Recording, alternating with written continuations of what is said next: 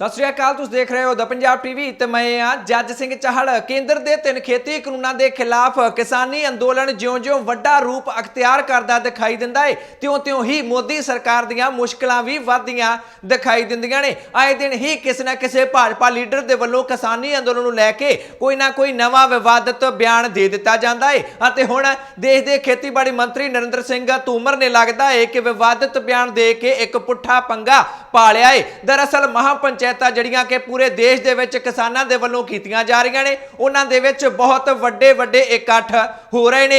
इस बारे बोलदियां ही खेतीबाड़ी मंत्री नरेंद्र सिंह तोमर ने कह दिता सी कि लोकतंत्र दे विच बैठकां करन दे नाल गलबात करन दे नाल हल हुंदा है। जेकर किसान सोचदे ने कि वड्डे वड्डे इकट्ठ करके अते उन्हां ने जो शब्दावली वरती है वो भी तुहानूं दसनी बहुत जरूरी है। कहंदे ने वड्डे वड्डे इकट्ठां नूं उन्हां ने भीड़ कह दिता। कहंदे ने कि जेकर किसान सोचदे ने कि भीड़ इकट्ठी करके वो कानून रद्द करवा लेंगे तो इदा नहीं होएगा। ये बयान दे के नरेंद्र सिंह तोमर तो उथों चले गए, पर हुण उन्हां दी सरकार इस मसले ते इस बयान तो बाद कसूती घिरदी दिखाई दिंदी है। किसान आगूआं दे वल्लों नरेंद्र सिंह तोमर दे इस बयान का ठोकवां जवाब दिता गया है। सब तो पहला तुहानूं सुणाउने आ बलबीर सिंह राजेवाल दा तोमर दे इस बयान बारे की कहना है। ये भी असलीयत सरकार नूं कंबनी छिड़ी हुई है, घबराई हुई है। मोदी जिहड़ा कदी प्रैस के सामने हुंदा नहीं सी, अज हर रोज़ किसी न किसी ढंग नाल किसानां दे अंदोलन दे उत्ते कटाक्ष करदा है। मोदी ने जो कुछ कहा वो किसानां दे दिल दे उत्ते उकरिया गया। जो पार्लीमेंट दे विच शब्दावली वरती गई, उन्हें किसानां नूं पैरासाइट्स कहा। पैरासाइट सब तो वड्डी गल है।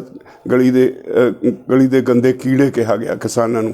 जिन्हों अन्नदाता कहंदा सी उन्होंने गली दे गंदे कीड़े कहा। इहदा मतलब मोदी सरकार बिल्कुल मानसिक तौर पर अपना संतुलन गवा चुकी है। सरकार धमकियां दे रही है कि तुहाडे असीं जिहड़े महारैलियां दे विच इकट्ठ हो रहे हैं उन्हां तों असीं नहीं डरदे। उहदा इदां दे बयान देना ही अपने आप विच सिद्ध करदा है कि सरकार पैरों तो उखड़ चुकी है, वो घबराहट विच है। थां थां ऊल जलूल इल्जाम ला के इस अंदोलन नूं बदनाम किया जा रहा है, अफवाहां फैलाईयां जा रही हैं। ये तुहाडा हुण काम है बई इन्हां दीयां अफवाहां विच नहीं आउणा।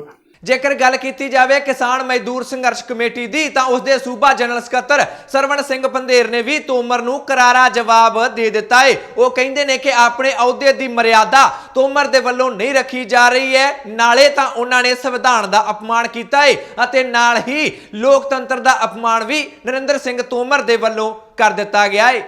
एक नैतिक कदरां कीमतां जड़ियां एक किसी मंत्री विच होणियां चाहिदियां। लोकां द्वारा चुनिया होया मंत्री जिहदी बोल ते बाणी एक सन्मानयोग होनी चाहिदी आ। किसान अंदोलन दे वड्डे इकट्ठां नूं ओह भीड़ दसदा और ये कहंदा भी इहदे नाल कानून नहीं रद्द होने। लोकतंत्र विच अपनी गल नूं मनाउण लई हर एक नूं हक आ भी जिड्डा वड्डा मर्जी इकट्ठ करे। सो ये अपमान करने वाली गल आ, लोकतंत्र का अपमान आ, एक संविधान का अपमान आ, किसानां दा ते अपमान हैगा ही हैगा वा। इस तरह किसान आगू लगातार ये दावा करते दिखाई देंदे ने कि ज्यों-ज्यों किसानी अंदोलन नूं वधेरे समर्थन मिल रहा है, दूजे सूबियां तक किसानी अंदोलन फैलदा जांदा है, त्यों-त्यों मोदी सरकार मुश्किलां विच घिरदी दिखाई दिंदी है। ते इसे करके ही बौखलाहट दे विच आके उन्हां दे वल्लों अजिही बयानबाजी किसानी अंदोलन दे खिलाफ कीती जांदी है। पर सचमुच ही जेकर तुहानूं खबरां दस्सण दी कोशिश करिए तां सचमुच ही बीजेपी दीयां मुश्किलां हुण दूजे सूबियां दे विच भी वधदियां दिखाई दिंदियां ने। पहला देश के गृह मंत्री अमित शाह दे वल्लों बीजेपी के लीडरां अते वर्करां नूं यह हिदायतां जारी कीतियां गईयां सन कि पंजाब अते हरियाणा दे विच किसानी अंदोलन चल रहा है, इस करके इन्हां दोनों सूबियां दे विच बीजेपी आगूआं नूं प्रोग्राम करने चाहिए ने, जनसभावां करनियां चाहिदियां ने अते पिंडां विच जाके शहरां विच जाके लोकां नूं समझाउणा चाहिदा है कि खेती कानून किसानां दे पक्ष विच बनाए गए ने अते जिहड़े लोक अंदोलन कर रहे ने वो विरोधी पार्टियां दे बंदे ने, वो देश विरोधी ताकतां ने, उन्हां ਦੇ ਵੱਲੋਂ ਖੇਤੀ ਕਾਨੂੰਨ ਰੱਦ ਕਰਵਾਉਣਾ ਸਹੀ ਨਹੀਂ ਹੈ,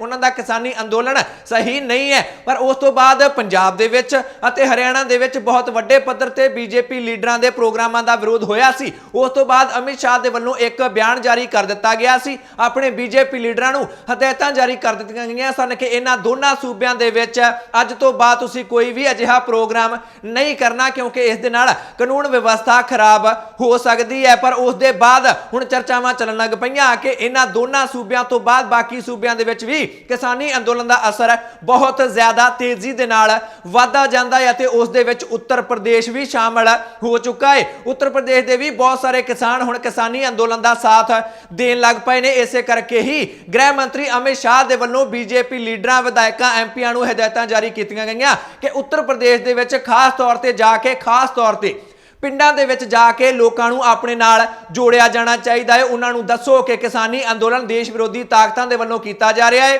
ਖੇਤੀ ਕਾਨੂੰਨ ਬਿਲਕੁਲ ਕਿਸਾਨਾਂ ਦੇ ਪੱਖ ਵਿੱਚ ਨੇ। ਕਿਸਾਨੀ ਅੰਦੋਲਨ ਦੀਆਂ ਗੱਲਾਂ ਵਿੱਚ ਇਹਨਾਂ ਲੋਕਾਂ ਨੂੰ ਨਹੀਂ ਆਉਣਾ ਚਾਹੀਦਾ। ਪਰ ਬਹੁਤ ਜ਼ਬਰਦਸਤ ਵਿਰੋਧ ਦਾ ਸਾਹਮਣਾ ਹੁਣ ਯੂਪੀ ਦੇ ਵਿੱਚ ਵੀ ਬੀਜੇਪੀ ਲੀਡਰਾਂ ਨੂੰ ਕਰਨਾ ਪੈ ਗਿਆ ਏ। ਸ਼ਾਮਲੀ ਜਿਹੜਾ ਕਿ ਯੂਪੀ ਦਾ ਇੱਕ ਇਲਾਕਾ ਹੈ, ਉਸ ਦੇ ਵਿੱਚ ਸੰਜੀਵ ਬਾਲਿਆਨ ਜਿਹੜੇ ਕਿ ਬੀਜੇਪੀ ਦੇ ਸੀਨੀਅਰ ਮੋਸਟ ਲੀਡਰ ਨੇ, ਉਹਨਾਂ ਦਾ ਬੜਾ ਜ਼ਬਰਦਸਤ ਵਿਰੋਧ ਪਿੰਡ ਸੌਰਾਮ ਦੇ ਵਿੱਚ ਦੇਖਣ ਨੂੰ ਮਿਲਿਆ। ਵਿਰੋਧ ਇੰਨਾ ਜ਼ਬਰਦਸਤ ਹੋਇਆ ਕਿ ਬੀਜੇਪੀ ਦੇ ਵਰਕਰਾਂ ਅਤੇ ਕਿਸਾਨਾਂ ਅਤੇ ਪਿੰਡ ਵਾਲਿਆਂ ਦੇ ਦਰਮਿਆਨ ਇੱਕ ਝੜਪ ਵੀ ਹੋ ਗਈ, ਜਿਸ ਦੇ ਵਿੱਚ ਕਾਫੀ ਲੋਕ ਜ਼ਖਮੀ ਵੀ ਦੱਸੇ ਜਾਂਦੇ ਨੇ। ਇਸ ਤਰ੍ਹਾਂ ਹੁਣ ਯੂਪੀ ਦੇ ਪਿੰਡਾਂ ਵਿੱਚ ਵੀ ਬੀਜੇਪੀ ਦਾ ਵਿਰੋਧ ਹੋਣ ਲੱਗ ਪਿਆ ਹੈ। ਹੁਣ ਦੂਜੇ ਸੂਬਿਆਂ ਦੇ ਵਿੱਚ ਵੀ ਕਿਸਾਨੀ ਅੰਦੋਲਨ ਦਾ ਸੇਕ ਪਹੁੰਚਦਾ ਦਿਖਾਈ ਦਿੰਦਾ ਹੈ ਅਤੇ ਸੰਯੁਕਤ ਕਿਸਾਨ ਮੋਰਚੇ ਦੇ ਆਗੂ ਜਿਹੜੇ ਕਿ ਦਿੱਲੀ ਬਾਰਡਰਾਂ ਤੇ ਧਰਨੇ ਲਾ ਕੇ ਬੈਠੇ ਨੇ, ਉਹ ਵੀ ਇਹੀ ਚਾਹੁੰਦੇ ਨੇ। ਉਹ ਚਾਹੁੰਦੇ ਨੇ ਕਿ ਬਾਕੀ ਸੂਬਿਆਂ ਦੇ ਵਿੱਚ ਵੀ ਜੇਕਰ ਭਾਜਪਾ ਨੂੰ ਸੇਕ ਲੱਗੇਗਾ ਤਾਂ ਹੀ ਕੇਂਦਰ ਸਰਕਾਰ ਕਿਸਾਨਾਂ ਦੀਆਂ ਮੰਗਾਂ ਨੂੰ ਮੰਨਣ ਲਈ ਤਿਆਰ ਹੋਏਗੀ। ਇਦਾਂ ਤਾਂ ਇਹਨਾਂ ਨੂੰ ਲੱਗਦਾ ਹੈ ਕਿ ਪੰਜਾਬ ਦੇ ਵਿੱਚ ਕਿਤੇ ਕਿੰਨੀਆਂ ਕੁ ਸੀਟਾਂ ਨੇ,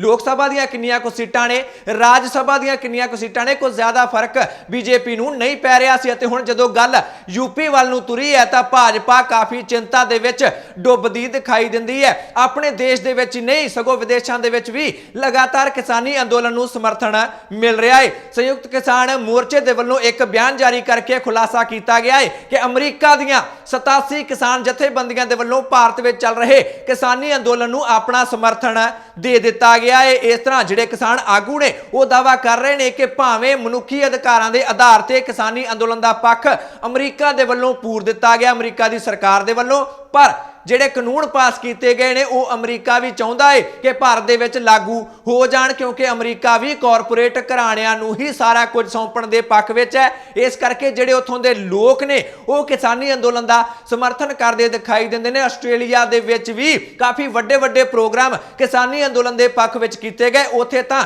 ਸੰਯੁਕਤ ਕਿਸਾਨ ਮੋਰਚੇ ਦੇ ਆਗੂਆਂ ਦੇ ਵੱਲੋਂ ਆਨਲਾਈਨ ਹਾਜ਼ਰੀ ਵੀ ਭਰੀ ਗਈ ਹੈ। ਸਕਾਈਪ ਦੇ ਜ਼ਰੀਏ ਜਿਹੜੀ ਵਰਚੁਅਲ ਮੀਟਿੰਗ ਹੁੰਦੀ ਹੈ, ਵਰਚੁਅਲ ਭਾਸ਼ਣ ਵੀ ਉਹਨਾਂ ਦੇ ਵੱਲੋਂ ਦੂਜੇ ਦੇਸ਼ਾਂ ਵਿੱਚ ਹੁਣ ਦਿੱਤੇ ਜਾਣ ਲੱਗ ਪਏ ਨੇ, ਭਾਵੇਂ ਉਹ ਜਰਮਨੀ ਹੋਵੇ, ਭਾਵੇਂ ਆਸਟ੍ਰੇਲੀਆ ਹੋਵੇ, ਭਾਵੇਂ ਅਮਰੀਕਾ ਹੋਵੇ, ਕੈਨੇਡਾ ਹੋਵੇ। ਬਾਕੀ ਦੇਸ਼ਾਂ ਦੇ ਵਿੱਚ ਵੀ ਹੁਣ ਕਿਸਾਨੀ ਅੰਦੋਲਨ ਨੂੰ ਸਪੋਰਟ ਕਰਨ ਦੇ ਲਈ ਪ੍ਰੋਗਰਾਮ ਕੀਤੇ ਜਾਣ ਲੱਗ ਪਏ ਨੇ ਅਤੇ ਕਿਸ ਹੱਦ ਤੱਕ ਲੋਕ ਭਾਵੁਕ ਹੋ ਗਏ ਨੇ ਉਹ ਵੀ ਤੁਹਾਨੂੰ ਦੱਸਣਾ ਬਹੁਤ ਜ਼ਰੂਰੀ ਹੈ। ਜਿਹੜੇ ਲੋਕ ਕਿਸਾਨੀ ਅੰਦੋਲਨ ਨਾਲ ਜੁੜੇ ਨੇ, ਇੱਕ ਵਾਰ ਰਾਕੇਸ਼ ਟਕੈਤ ਨੇ ਆਪਣੇ ਭਾਸ਼ਣ ਦੇ ਵਿੱਚ ਕਹਿ ਦਿੱਤਾ ਕਿ ਇੱਕ ਤਾਂ ਆਪਣੇ ਟਰੈਕਟਰ ਤਿਆਰ ਰੱਖੋ, ਤੇਲ ਪਵਾ ਕੇ ਰੱਖੋ, ਕਿਸੇ ਵੀ ਵੇਲੇ ਅਸੀਂ ਤੁਹਾਨੂੰ ਦਿੱਲੀ ਦੇ ਬਾਰਡਰਾਂ ਤੇ ਸੱਦ ਸਕਦੇ ਹਾਂ, ਬੁਲਾ ਸਕਦੇ ਹਾਂ।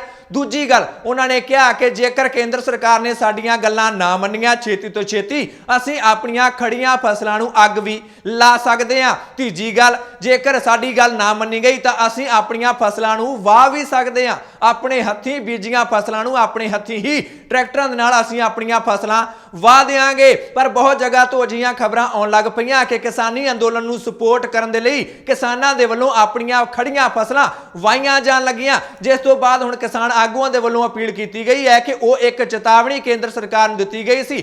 ਅਜੇ ਤੱਕ ਕੋਈ ਵੀ ਅਜਿਹਾ ਸੱਦਾ ਨਹੀਂ ਦਿੱਤਾ ਗਿਆ ਹੈ ਕਿ ਤੁਸੀਂ ਆਪਣੀਆਂ ਫਸਲਾਂ ਨੂੰ ਜਾਂ ਤਾਂ ਫਿਰ ਅੱਗ ਲਾ ਦਿਓ ਜਾਂ ਫਿਰ ਉਹਨਾਂ ਨੂੰ ਵਾਹ ਦਿਓ। ਇਦਾਂ ਨਹੀਂ ਕਰਨਾ। ਇਸ ਹੱਦ ਤੱਕ ਲੋਕ ਭਾਵੁਕ ਹੋ ਗਏ ਨੇ ਕਿ ਅਜੇ ਕਾਲ ਵੀ ਨਹੀਂ ਦਿੱਤੀ ਗਈ, ਸਿਰਫ ਚੇਤਾਵਨੀ ਹੀ ਕੇਂਦਰ ਸਰਕਾਰ ਨੂੰ ਦਿੱਤੀ ਗਈ ਰਹੀ ਹੈ ਤੇ ਲੋਕ ਉਸ ਕਾਲ ਨੂੰ ਇੰਪਲੀਮੈਂਟ ਭਾਵ ਲਾਗੂ ਵੀ ਜ਼ਮੀਨੀ ਪੱਧਰ ਤੇ ਕਰਨ ਲੱਗ ਪਏ ਨੇ। ਬਹੁਤ ਸਾਰੇ ਕਿਸਾਨਾਂ ਦੇ ਵੱਲੋਂ ਕਿਸਾਨੀ ਅੰਦੋਲਨ ਦੇ ਕਰਕੇ ਹੀ, ਖੇਤੀ ਕਾਨੂੰਨਾਂ ਦੇ ਕਰਕੇ ਹੀ ਖੁਦਕੁਸ਼ੀ ਨੋਟ ਲਿਖ ਕੇ ਖੁਦਕੁਸ਼ੀਆਂ ਵੀ ਕੀਤੀਆਂ ਜਾ ਰਹੀਆਂ ਨੇ। ਇਸ ਤਰ੍ਹਾਂ ਕਿਸਾਨ ਪੂਰੀ ਤਰ੍ਹਾਂ ਦਿਲੋਂ ਭਾਵਕ ਤੌਰ ਤੇ ਕਿਸਾਨੀ ਅੰਦੋਲਨ ਨਾਲ ਜੁੜੇ ਹੋਏ ਨੇ ਅਤੇ ਭਾਜਪਾ ਦੇ ਲੀਡਰਾਂ ਦੇ ਵੱਲੋਂ ਲਗਾਤਾਰ ਕਿਸਾਨੀ ਅੰਦੋਲਨ ਦੇ ਖਿਲਾਫ ਬਿਆਨਬਾਜ਼ੀ ਕੀਤੀ ਜਾ ਰਹੀ ਹੈ ਤੇ ਖੇਤੀਬਾੜੀ ਮੰਤਰੀ ਨਰਿੰਦਰ ਸਿੰਘ ਤੋਮਰ ਵੀ ਉਸ ਦੇ ਵਿੱਚ ਪਿੱਛੇ ਨਹੀਂ।